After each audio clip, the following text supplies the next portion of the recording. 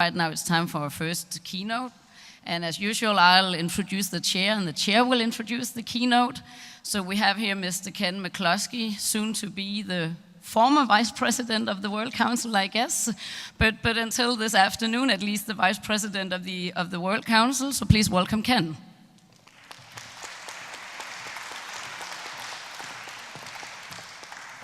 Okay, I'm pleased to have the opportunity this morning to introduce Ann Robinson, the professor of educational psychology and founding director of the Jody Mahoney Center for Gifted Education at the University of Arkansas, where she serves as the coordinator of graduate studies in gifted ed.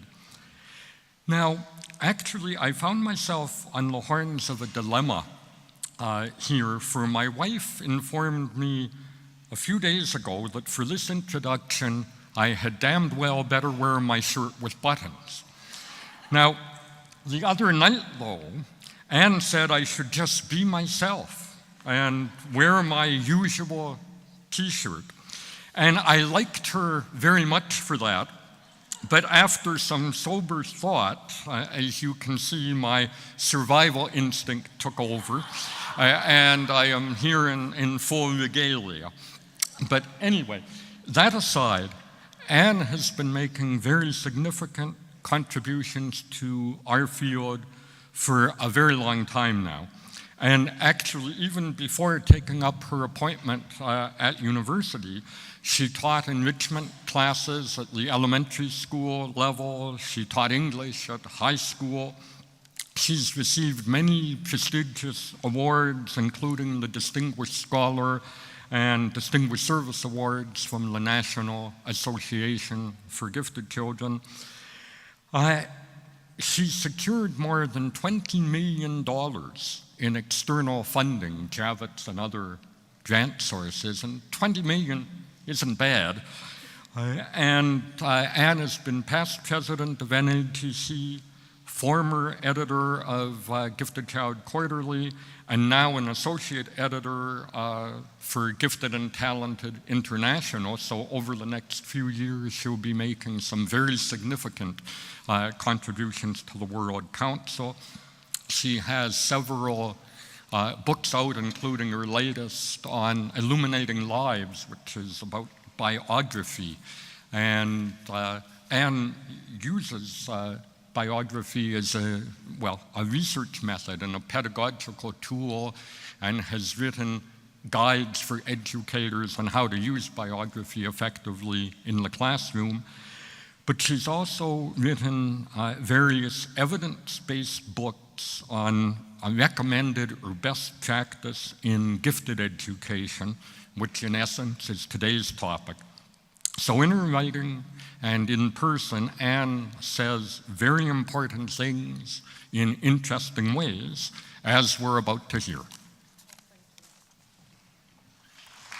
That's very sweet. I think he just looks splendid in that formal attire, don't you?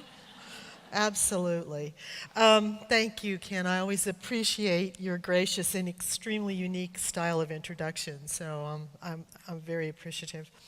It's a pleasure to be with you here this morning in Denmark and at the World Council Conference, and to be able to have the opportunity to share some thoughts with you about the challenge of turning research into practice. Let me see, just a moment. I'd like to have my PowerPoint up. That would be a dandy idea.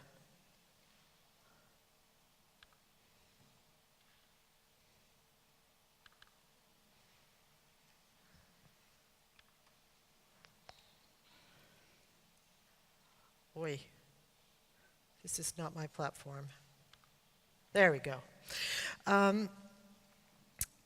I've had some thought-provoking opportunities over time to work on projects that link research and practice, and sometimes what I like to do is to turn the problem statement upside down and reversed to sort of consider it from all perspectives. So out of curiosity this morning, how many folks in the hall here work in a K-12 or K-13 environment. So you're working directly with children in some way. You're actually in the building with them. Yeah, all right. And so thank you very much. And so by process of elimination then, we've got a healthy number of university researchers and et cetera in the room. So this is a stage, and to borrow the metaphor from theater, we have actors from both the world of practice and actors from the world of research. So that ought to provide some adequate tension for an interesting drama this morning, I hope. So one of the things I'd like to do is I'm going to try to accomplish two things. Well, not the usual three that we see in gifted education. I'm just going to settle for two in our time this morning. So first, let me indulge just a little bit to talk theoretically about the domain of best practices, because I'd like to lay the groundwork for the conditions that are necessary for us as a field, researcher and practitioner alike, to anoint a practice as best. So, for example, a key feature of any educational practice, any individual practice, and its research support is that they're not easily defined boundaries, these practices. So it might be more useful for us to think about practices as being along a continuum and being supported by different kinds of evidence, if that will be helpful. So imagine practices arranged along a continuum, defined by the kind and the amount of evidence that supports, or in some case, disconfirms any practice. Does that seem sensible? Because what happens here is the continuum helps you to understand the level of confidence we can have in any of the practices we want to be discussing. And so what happens, it will contribute to the discussion on the relationship between research and practice, which is actually, after all, the theme of this conference. So it will provide a more nuanced understanding of the research practice, or I'd like to flip that maybe, the practice-research gap, okay? Let me take a look here and say, if you think about it this morning after having had a good stiff cup of coffee, the gap between researchers and practitioners seems not like a gap, but rather like an abyss. And we're provided with a really great setting here in the concert hall. We've got the stage. So I want you to visualize a teacher. I don't have my hand puppets with me, so we've got to visualize. Visualize a teacher, visualize a researcher, and the imaginary dialogue might go something like this. Researcher: our research just isn't used by teachers or counselors or administrators. Aren't they reading it? Surely. We've published in practitioner-friendly journals. We've put our findings out digitally. We've even tweeted in trying to communicate the results of a regression analysis in a tweet is extremely difficult. What more can we do? Teacher: I really wish researchers would investigate the practical issues that affect my students and, frankly, my life in the classroom or counselor's office or head's office. I'm reading whenever I have a spare minute, but the research is too far removed from what I do day to day, or it's too vague for me to be able to figure out what to specifically do, and at the end of the day, I just simply don't have the energy. So that's an imaginary conversation. I know that none of you would ever take that approach, but really, the pathway between research and practice runs neither straightforwardly nor in one direction. It really does not. So we've made great strides in developing collaborative relationships. We heard Margaret Sutherland talk passionately about that between teachers and researchers. We've established inquiry teams with both academics and teachers and principals, well represented on those. I mean, you can look at the program and see that we've got several team efforts here. And we've done a good job, I think, of listening to one another. But the truth of it is that translating research into practice, or vice versa, takes time and tolerance, and you need tools to make the collaboration work. You need tools to narrow the gap, and you need tools to understand the complex relationship between research and practice. So, one of these tools is the concept of best practice, right? And that, in fact, this morning, the keynote poses that question. What makes a practice best? How do you get a best practice gold medal? How do you acquire a blue ribbon, as this lovely equestrian has done? Well, I'll tell you what. A best practice requires at least 3 features. First, it's got to have a clear description in the shared literature. Second, it's got to have sufficient evidence, however we've decided to define evidence, to support the practice. And third, and I think this is a really important one, the evidence must be convincing to the educational community who has to implement the practice, and it has to be convincing indeed to the community of policymakers who will ultimately fund it, because policy is about where you send resources. So that's a pretty tall order for a best practice, I think. So let's go back to that continuum. This graphic, it's a pyramid, sort of captures the kinds of practices you encounter in education and in the social sciences. And what I like to do, this is the first part of what I like to accomplish, is to describe each of the 3 kinds of practice and then to provide an example of each along this continuum from recommended to the top of that pyramid, evidence-based. And so I'm going to begin with recommended practices, because this concept of practice is a way of thinking about the frontline educator, not as an end user of research, but as a critical referent or guide.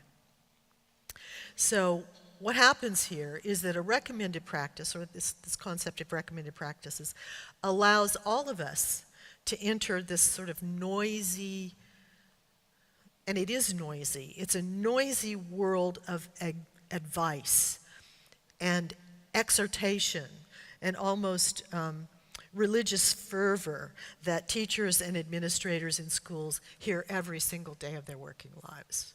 Every single day. Would you agree with that? If you've just got a break from a classroom to come to a conference. So, recommended practices really are the received wisdom of a field. And I want to give the human story again behind this. In the 1990s, Bruce Shore of McGill University, Montreal, Canada, he was an active member of the World Council for many years, productive researcher, and a former math teacher. He decided to take on the question of what we actually thought we were doing in the field of gifted education. And he conceived of a project that identified what advice was given about what to do with talented children. So at that time, the term best practice was actually not much used. And certainly the term evidence-based practice had yet to make it outside the doctor's office because it came from medicine. But Bruce wanted to understand what our field thought it should be doing, and he wondered whether the advice that educators were getting was supported by research or not. Because we've all probably been giving advice to one another all week here, and so it's quite common to do that. And what you want to do now then is think about a recommended practice as an inductive way of looking at what happens or what should happen in schools. So it's not deductive, and let me just take a moment here because we're not going to get into the philosophy of science, but just let me talk about how you shift your perspective. So a recommended practice is not deductive. It's not top down from theory to research, to practice. It's not that. Rather, it begins with what educators encounter first when they serve talented students in the real world of classrooms and schools. So when a teacher arrives at the school door and starts to begin his or her year, the principal or the head says, oh, by the way, I'd like you to provide some appropriate services to our most advanced students. So what are teachers to do if they're confronted with that advice? Because that's what practices are about. Whatever level of practices, it's about what are you doing. So what are teachers to do? Trust their intuition? I think we all have pretty good intuition. Ask a colleague, hey, that's not a bad strategy. Take a university course. All of us in higher education would love to have that happen. But however they do it, educators will encounter what's called received wisdom of the field embodied as recommended practice. And there's Bruce. I don't think Bruce is holding up a recommended practice there, but I wanted you to see the man behind what I think was a very clever idea. There's a lot of wisdom there, shall we say, and a lot of practice. So what is a recommended practice? Well, it's advice. Just pure and simple, it's advice. And we've been giving advice to one another, as I said, so one place to find these recommended practices would probably be among the group here. We happened, for the project that Bruce conceived and I worked on, we found recommended practices by examining about 100 textbooks in gifted education from various countries and cultures, although largely those that were available to us in English and French. And we found about 101 recommended practice. 100, that's a noisy world, 101 things to be told to do. We sometimes call them the 101 damnations. But practices will be crafted like this. You'll recognize them because we're all educators. Do this, don't do that, or you should be doing that, okay? So they're always crafted like statements in that way. They'll represent a certain level of agreement in the field. They won't be like standards where you can embody them, but they won't be anybody's single wild idea either. And they'll be broad enough to be generic usually if they're going to be helpful. Let me give you an idea. Here's a recommended practice. Base identification on multiple criteria. It's commonly voiced. Or here's another one. Arts, here we are in a town that just lives and breathes arts, so I had to use this example. Arts should be included in the curriculum for talented youth. So we're given a directive, right? But the practice doesn't specify which arts, when they should be introduced, how the arts would be delivered to children and adolescents, and whether a generalist or a specialist teacher would be doing them, or how they would be funded, if they would be funded at all. So get an idea there what the level of specificity of some of these practices might be.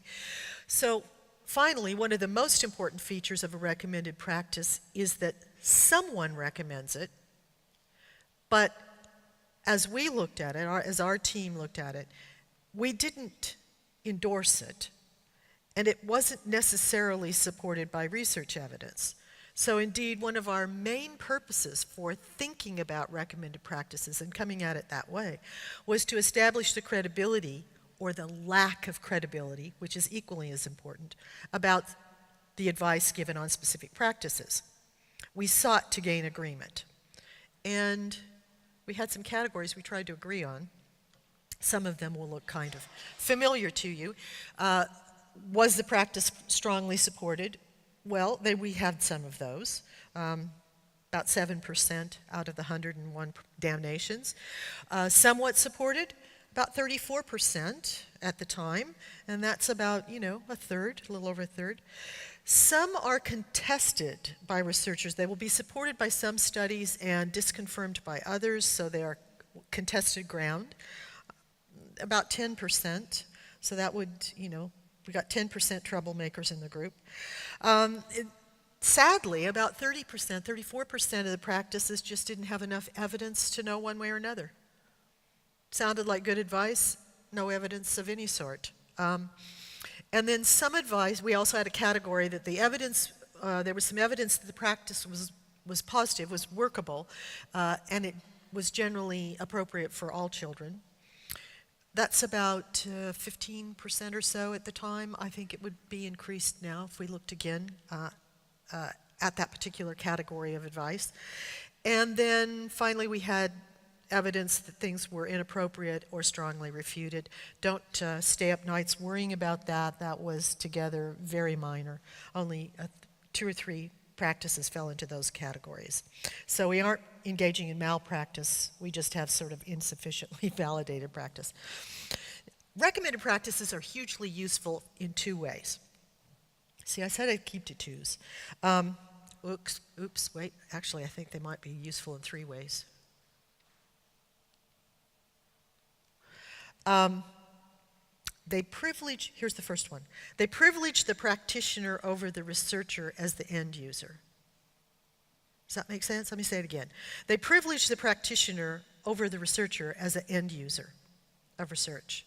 Practices are the place the teacher begins. And second, practices help us to identify what we do that simply doesn't hold up under scrutiny. So it's really quite acceptable, even desirable, to refute or disconfirm a recommended practice when the research is damning. So it's really important to understand that nuance, that just because it says recommended practice in front of it doesn't mean that's so. It just means somebody recommended it. So let's move along this continuum and understand where we are. Now that we've got the base. Does the base make sense to you? It's the stuff we're told to do. Is that stuff good, bad, or indifferent, or have we no idea? Now, the mid-level position in the pyramid continuum is held by best practices, and it's really on best practices that most of our hopes in gifted education are going to be hung right now. And the term is ubiquitous in education. I just happened to do a Google search because it's such a sharp inquiry tool.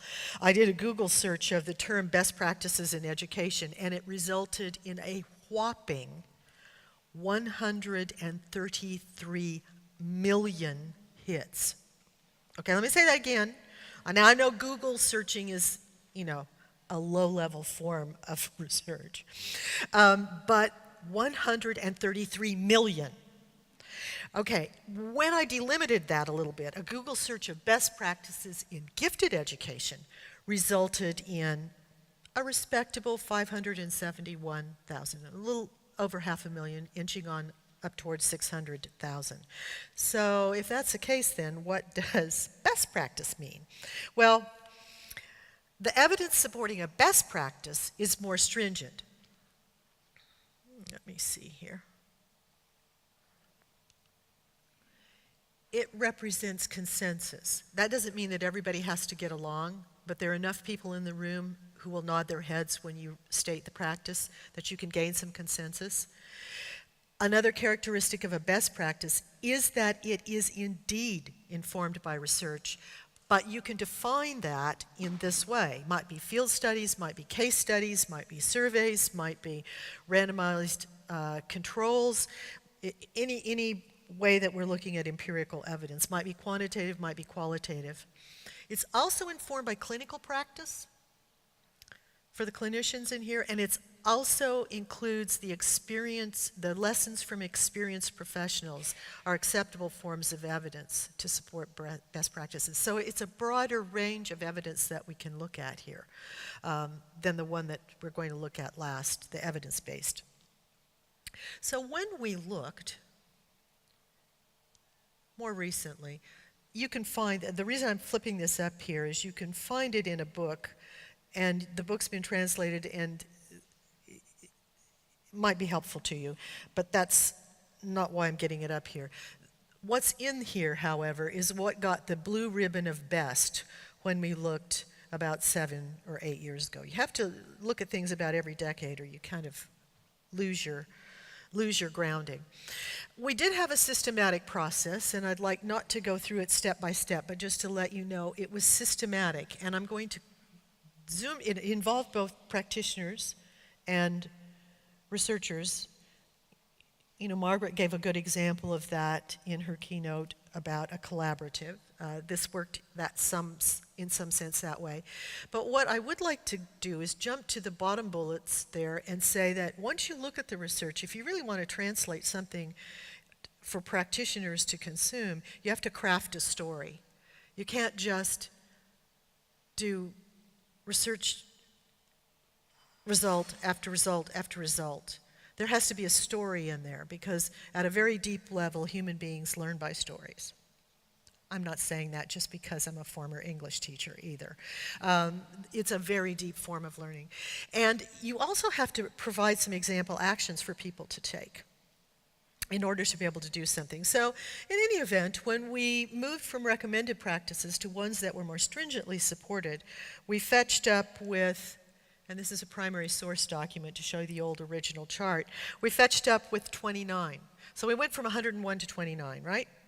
And some of them were relevant to the home, some of them were more classroom-based, and some of them were school-based. Home had about 8, classroom about 11, and school about 10, so that ought to add up to around 29. And from those 29, I'm going to share some examples this morning. So here's one. These are the ones I'm going to have time to share, except I've probably compacting out of the remarks because I don't want to rush us. So let me do this. It's quite a flap in North American discussions right now. But an example of a practice that withstood the scrutiny of the team of researchers in the U.S. Department of Education, individuals who looked at these 29 practices, and we were funded by the U.S. Department of Ed to do this. One of them that stood the scrutiny was developing specific talents. And this is a practice we associated with the home rather than the school, that was because of the research that was available at the time and then the way we searched it. So I'm going to read the practice because I want you to hear the language about it. I won't insult you by reading frequently, but I want you to hear it. That's why there are quotation marks around it. Talent development is a complex process. This is the story. It's at this level, the story, that you've got to put things. Talent development is a complex process involving the individual, the home, the school, and the community. Research on talented adults has been used to understand the process in specific domains. Talent development in children is influenced by parents' response to the talent and by the response of others in the family or community when the family environment is not optimal. In addition, talent development, you won't see this on the screen. That's just ... In addition, talent development is fostered when the child or adolescent encounters the right teacher at the right time and has the opportunity to connect powerfully with the talent area and has an outlet to express accomplishment. Okay? So that's the story. Behind that story is quite a bit of research, but you can capture it in a story form. So when you have something like that, then what are you supposed to do that will help us decide this practice is successfully best? In other words, someone will do something about it. Well, here are a couple of examples. These are specific actions that are justifiable based on the story of the research. Here's one for parents, and here's one for educators. Understand that a child may identify, and do not become alarmed. Those sound like they're internal, but they're actually actions, aren't they? Because you're shifting your thinking. For educators, here's one, take an action. Children and adolescents need outlets to try out. Now so in a nutshell then, when you look at this, when you look at the story and you look at the practice, a child developing a specific talent may want and need a venue or an audience. Now there's nothing in this practice or in the research supporting it that says all talented children must have a public hearing, only that an outlet fostered at home or at school can help. That's what it says, all right? It's not telling you must run right out into the street and get an audience for every child who wishes to tap dance or show their science. It's not what it's saying. Okay. So that's we found it most powerfully at the home. Research that had to do about family ability and community ability to develop talent, but it does involve the school as well. So let's move to some practices we found. Yeah, you weren't going to get away without this because this is one of my favorite practices, and I even brought a visual to demonstrate. So let's move to practices that tend to focus here. They tend to focus on instruction in subject areas, math, science, social studies. They will focus on instructional approaches like inquiry. Now, these are best practices, so remember what best practices means then. Means it's supported, doesn't it? Are we all in agreement on that? I have to check because not everybody, it takes me 2 or 3 cups of coffee in the morning to wake up, so I don't know how this works for you. And then there are also instructional management practices like flexible grouping or compacting that fall into the classroom-focused best practices that would get a medal or a ribbon if we were handing those out. So primary sources I love, and I will not read it to you here because you can see it, but you know that a primary source is a document that you can use in the classroom that occurred at the time that you're wanting to teach something. It's usually used in history, but not always. And I want to ask the question, how many of you have made it to the Hans Christian Andersen Museum? I do want to see a show of hands. I'm teaching here, okay? All right. Well, if you haven't, run right out. Wait until I'm done, but then run right out. And if you have, then you know what you saw was a universe of primary source material that could be used in the classroom.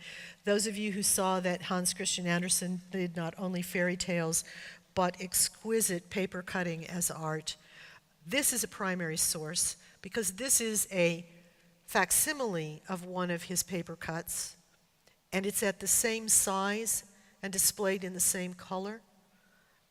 So it's not a representation, a poster of it. It's really a primary source that you can use in the classroom. Actually, you don't have to go to the museum to do it. In fact, they have such fabulous digitized resources, you can call them up wherever your classroom is. But here's what we know about this practice.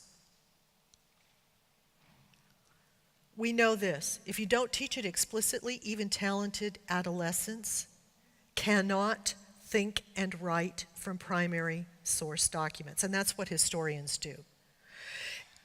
If they can operate from one and kind of summarize it, but they tend not to know what to do when they conflict. And every piece of historical evidence will have more than one perspective. So they have trouble doing that. You have to teach that explicitly. And you have to explicitly teach them how to corroborate evidence, how to source it, who said it, and what does that tell me, and how to contextualize documents. And contextualization is really a strong point of the Hans Christian Andersen Museum over there. They've done a beautiful job with it. So here are some specific actions you can take. Provide open-ended problems. Increase the opportunity for writing from primary documents, because it's not the same kind of writing that students are asked to do when they're asked to write from imagination solely without a referent, although primary source writing and historical writing can be very imaginative. And equip history classrooms with adequate access to primary documents. You know, that used to be tough. Now it is so easy. I can import, because everything's been digitized, I can take the rich resources that are online, not 5 minutes from where we're sitting and standing in the Hans Christian Andersen archive, and whether my classroom is in Brazil, or whether it's in Iceland, whether it's in Little Rock, Arkansas, USA, whether it's in Ghana, I can call it all up and I can work with it. So it's a world of imagination. Now, I'm just going to make a sidebar comment about this. When we first looked at this set of research, which again, saying you should look about every 10 years if you want to keep your sanity, we looked at this about 7 years ago. The practice that was research-based was largely focused on secondary students, and it was largely focused on history. If we look again, and we're going to look again in about 2 years, I think what we're going to find are two trends. One, we're going to find that the practice has been, younger and younger children have been given the opportunity. We understand more about how to work with these primary source documents in the classroom, and it's certainly no longer used only in history. Rhetoric and writing uses verbal and nonverbal primary source documents in its best practice. It's used in the arts, it's used in biography, and it's used differently in science, but it's used there as well. So what's happened here is digitization has actually widened the curricular scope of the practice, as well as increased accessibility to all of us. So you can't do better than that, can you? Okay, last thing in terms of best practices. Let's look at one. I'm sticking this one in. I chose this one out of all the others I could have focused on because this is one of Bruce Shore's favorites among the best practices. So here's how he characterized it. And he has his own sentence structure, so let me interpret a little bit here. Career education is a potentially valuable part of the curriculum for gifted children, and in many ways uniquely so. It's highly valued by students. We've got some studies that show how much they value it. They value it almost more than anything else. And it may help them navigate an adolescence that's burdened by inadequate knowledge about the world of work, burdened by an inadequate knowledge about their own needs, burdened by their multi-potentiality, or simply not knowing about interesting occupations they're not encountering at home or in school. And he then goes on to be sure, it's delimited later, this practice, that career education is different from career choice. So here's some specific, here's some specific actions. I removed this slide, but I'm going to give them to you quickly, verbally. Have students reflect on themselves and imagine future roles and keep logs. Read biographies of eminent people in different career paths, analyzing how their eminence arose and the different ways they coped with their uniqueness. I didn't say that. Joyce Van Tassel-Basket did, but I heartily endorse what she said. Incorporate discussions, and I think this is an important specific action you can take derived from this particular best practice. Incorporate discussions in extracurricular clubs outside the formal curriculum in a context that will help female, culturally diverse, or low-income students for whom the classroom may be perceived as a barrier. It may help them to the full expression of their career aspiration or potential. All right? So now, an interesting sidebar, I think, about best practices. That's the middle part of our continuum here, is that in comparison to what we saw a decade and a half earlier with the 101 recommended practices, you're able to map a shift in the field's research and practice preoccupations. So whereas instructional and curriculum practices in key subject matter areas were quite weakly represented among the 101 practices, they did appear strongly among the set of 29. I think that's interesting. And in many cases, or in several cases, they were well supported by well-designed school intervention and field studies. So we saw more instruction and more curricular practices among those that met the criteria of best than we gleaned previously from the advice that had been handed out earlier as recommended. Hey, that's nice, right? So let's keep moving toward the top of the pyramid because I want to look at some contested ground here. I'm aware of it. The third and most rigorously supported practices we'll consider this morning are evidence-based practices. And let's shorten that to EBP, evidence-based practices. This lens first emerged out of medicine and then was adopted by the social sciences, including education. And I always appreciate the human story behind this kind of work. So here are two individuals whose vision was crucial to the EBP movement. Archie Cochrane, who's a Scots physician, and with a commitment to health care, because this concept of evidence-based practice came out of medicine. And Donald Campbell, who is basically a theorizing psychologist who found himself as it's wonderful. He's often called an accidental evaluator of social programs, including educational programs. He was really a theorist, but he found himself doing practical work. Must have shocked the daylights out of him. Anyway, these two gentlemen, and you can see by their birth and death dates, neither of them founded the collaborations that are in existence today that do this kind of work. Instead, their work inspired the founding. It's pretty hard for Dr. Cochrane to have founded the Cochrane Collaboration in 1993 when he was already considering evidence-based practices from another perspective, you know? So how many folks, don't have to raise your hand, I won't do that teacher thing to you, but just kind of nod your head if you've encountered either the Cochrane or Campbell collaboration or had some, okay, good, because there is actually, in terms of the Campbell collaboration, there is a very active Nordic Campbell collaboration based out of Copenhagen. So it gets around, so to speak. Now, I want to talk just a moment about these because this is, I said, at the top of the pyramid. And how did it get there? All right. These collaboratives encourage independent researchers to aggregate individual research studies on a particular practice. They're all about practice.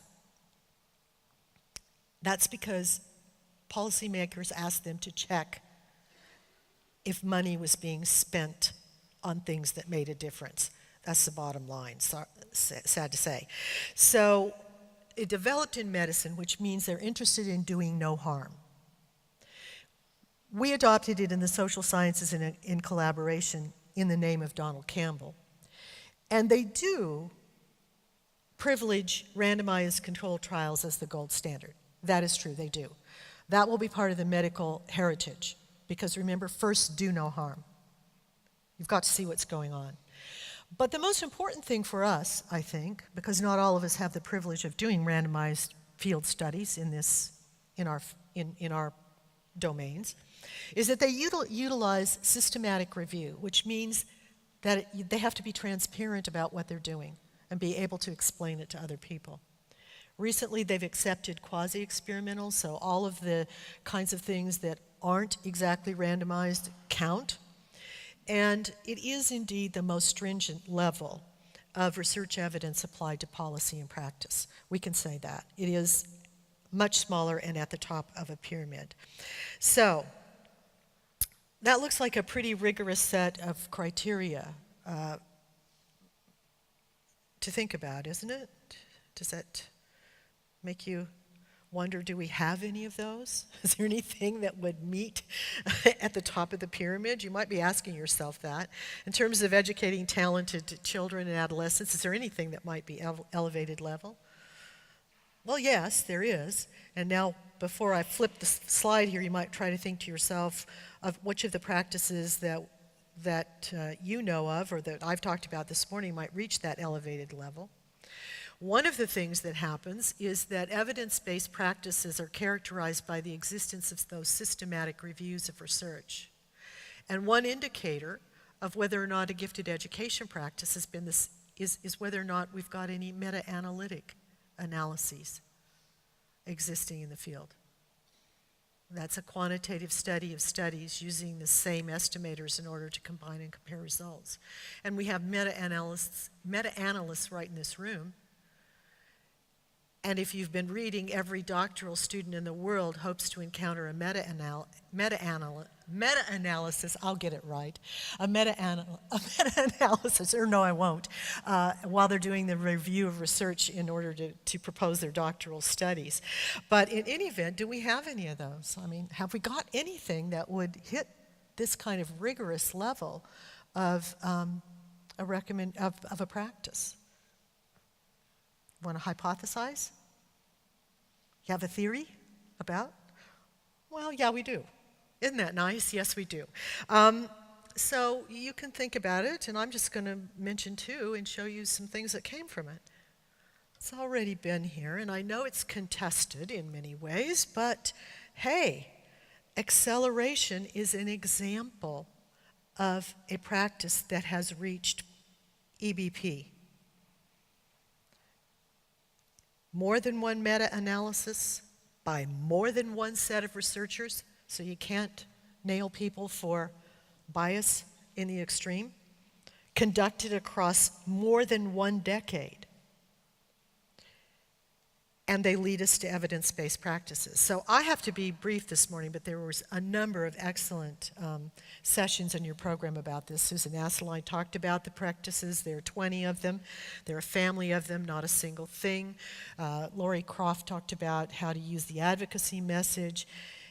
Katie McClarty talked about the boost acceleration gives to people in adulthood. There's been a lot of discussion. And I also know, and I'm well aware, that we often think about this as a uniquely North American fascination in terms of practice, but Leanne Hugeveen in A Nation Empowered looked at how Europe was handling acceleration and found various examples of where it was being used in a number of nations in a number of different forms. So it's broadening, and Australia uses it as well. So it's cross-country if it's not global. So would there be anything else? If this doesn't happen to be your brand new bag, could there be any other things? We get time for one more. And because it's a lovely day, I'm going to eschew flexible grouping, which is going to make it into EBP, if it hasn't already. And instead, I'm going to pull up one that comes out of this work. The top 20 principles from psychology for pre-K-12 teaching and learning. I know Jonathan Plucker took this particular practice on. There's one in here that says, encouraging or fostering creativity is sufficiently evidence-based. When we looked at it 7 years ago, it was certainly in the best practices category. It wouldn't be evidence-based, but I think ultimately it will get there. And what happened here is a group of psychologists or researchers, a little bit more diverse than psychologists, looked at psychological research and decided, well, are there some principles that we could pull out, the top 20? They didn't go for the top 10. Possibly that's because they couldn't agree on the top 10, but they went with the top 20 and gave us a richer set. And they did it deductively. They looked at research. They looked at theory. They were informed by theory. They looked at research, and then they derived practices. So that's top down. That's theory, research, practice. And they found one. They were looking generally, not simply for talented students or to develop talents, but they found one. And the principle was student creativity can be fostered. So simply stated, don't you think? So simply stated. And then they derived some specific actions. And I picked these two because I would challenge any educator in the room, that would include us, whether we're teaching K or whether we're teaching graduate school, not to be able to do this. And without devoting a lot of time. You can simply allow a wide range of student approaches to completing a task, because the way you're telling a student to do it might be most optimal for them, but might not be. And secondly, and this gladdens the heart of anybody who's been a literacy or interested in literacy, you can simply modify the language in your assignment, and we all give assignments. All educators give assignments. Even in kindergarten, you give an assignment because little kids have to think about something and then tell you. So if you have in that prompt verbs like create, invent, discover, imagine if, and predict, that increases creativity however defined, okay? The reason this one is not quite at EBP yet is because those meta-analyses that have been done are not all using the same sets of variables, so they're a little bit more diverse, all right? Isn't this good news? This is nice news, isn't it? Because that takes it down to the level of practice, but it's nicely done out of theory and research. So we really can feel good about that. So there's your pyramid. We started with recommended, which may have meant only one person recommended it, and it might have been crummy advice or very good advice. We got to best, where we could get some consensus, and then we fetched up at the top of the pyramid there, where the air is pretty rarefied. But we ought not to let that scare us off.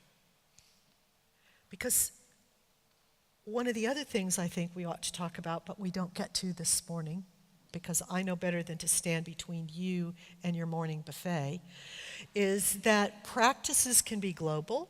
We might be able to, clearly, they might be able to be generalized wherever we are. They can be contextual, in which the geography, the culture, the nation identification might mean that they're going to be implemented in different ways. And what did we do? How did we anoint a practice best? What made us decide? Where's our field now? What makes us, we unpacked to decide what a practice was best rather than bad, or best rather than recommended, or best rather than evidence-based. We went for the middle of the pyramid. This is where most, whoa, I don't want to go there. This is where most, I really don't. This is where most of our practices are. They're in the middle. We've plumped for moderation, because what we've done is we've looked for research, but we've included clinical insights, we've included practitioner experience as credible evidence, and we've allowed for both inductive and deductive approaches. So to turn research into practice, or to let practice inform the most urgently needed research, that's how we've gone about it. Second thing we did this morning is we identified some example practices that earned that badge of best, the medal or the ribbon. And that's nice news, because they're all sufficiently validated that we can in good conscience proceed with them. It'd be the best thing to do. Best practices be the best thing we can do right now. And perhaps some of the links that I flashed up here this morning might have you follow your distinct interests in some of these practices, because we can't cover them in a short time. And we want to do that so we can close the research to practice gap. Or was that the practice to research gap? Flip it on its head occasionally. I think you'll enjoy the view from upside down. So thank you very much. I'm not sure that we have time to take questions, but I will, and if we don't, I'll be out there having coffee. So thank you. Thank you so much.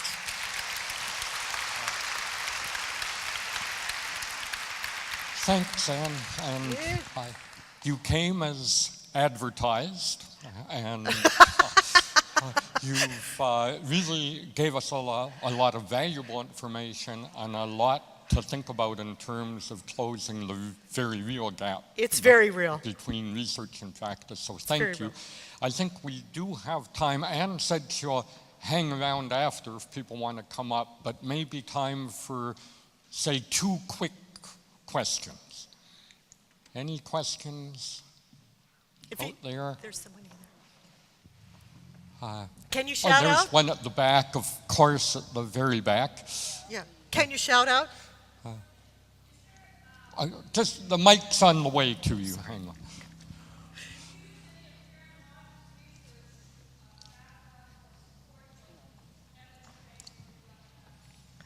Of course, because she's been at the business of meta-analysis for quite a while, so it's very handy. I want to thank her personally, even though I know she's not here, but sure, and changed over time. And she's done meta-analyses on more than one thing, so believe me, those meta-analyses are like gold if you can get them. So they also have varying quality, but they're like gold if you can get them. Anybody else have a question? Now, you really want that coffee and cake. Oh, is it coffee and fruit this morning? Aye? All right. Be sure in 2 years you come to Australia, because it would be very fun to see you again. So thank you so much. It's great.